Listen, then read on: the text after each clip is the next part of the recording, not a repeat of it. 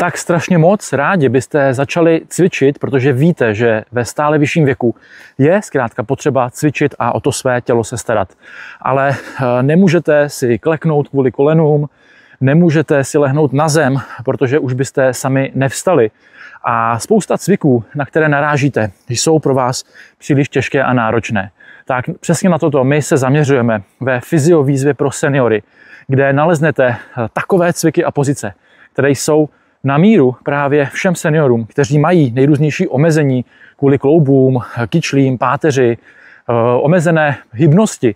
A to znamená, u nás ve fyziovýzvě pro seniory nebudete řešit, jestli nějaké cviky nezvládnete, protože existuje spoustu pozic a cviků, kde můžete úplně šetrně, úplně jednoduše procvičovat ty správné svalové souhry, které potřebujete ve stále vyšším věku, ale bez negativního přetěžování páteře, kyčlí, ostatních částí těla.